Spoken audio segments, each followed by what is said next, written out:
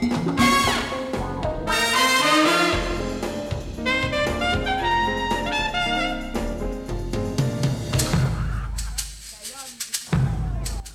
3, Recovering Relationships, is about high-risk situations that occur in early recovery involving families, partners, and kids, and how to cope with them.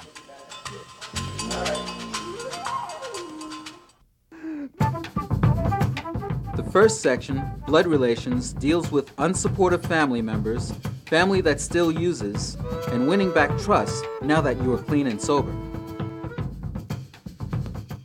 Well, I thought my family was going to give me a big Tina's Clean celebration. You know, I thought they were going to come pick me up from treatment, roll out the red carpet. We were going to dinner, you know, and call all the family members, come home because Tina's clean now, you know. And they were like, they said, you cannot come here, you know. You cannot come here. You have done too much damage. You have to show us, you know. And basically, what they were telling me was that for real, I had to show myself.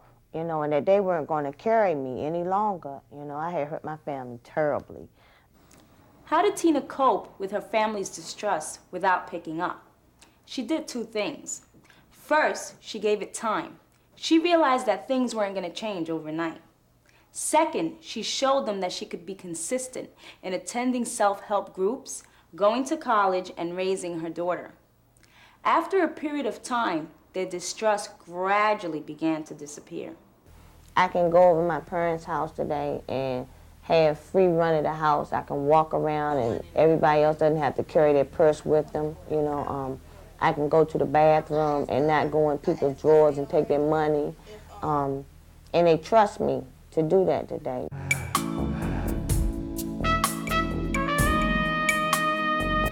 Intimate Connections addresses problems in love relationships. Viewers are taught to avoid new involvements for the first year of recovery, to refuse to return to abusive relationships, and not to be abusers themselves.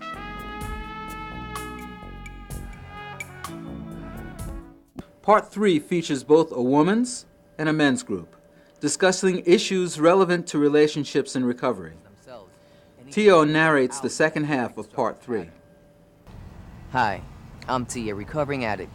And before recovery, I didn't have great relationships. I was scared of intimacy, and women were just another drug for me. There is a whole segment on sex in early recovery. Yeah, despite what you might think, sex in recovery can be so much better than when you were using. After all, you can feel every sensation, now that you're not all numb. But sex in early recovery can also be a relapse trap. For instance, because sex and drugs have gone together so many times in our past, having sex now can trigger cravings to get high. Being in a romantic situation automatically makes you want to pour a drink or pull out a drug.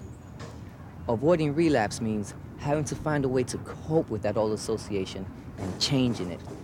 Just setting the mood for me. It was more like, okay, now what do I do to set the mood, you know? Do I pour water in the glass instead of wine, or, you know? Role models talk of having only safe sex in recovery and address the challenge of insisting on condom use. Finally, Coping with Kids presents 6 key points for parenting in recovery. The first of these is to forgive yourself for past mistakes and be the best parent you can today.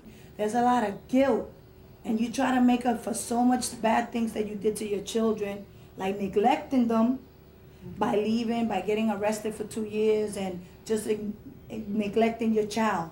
You know, leaving them with the wrong people, not even realizing, damn, that's my baby.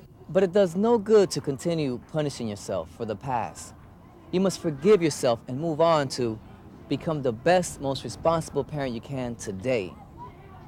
You know, I made a mistake, and mistakes we're gonna make in life, you know, and they're gonna make mistakes, and their kids gonna make mistakes, and that they got to learn, you know. But what I'm doing today is what counts.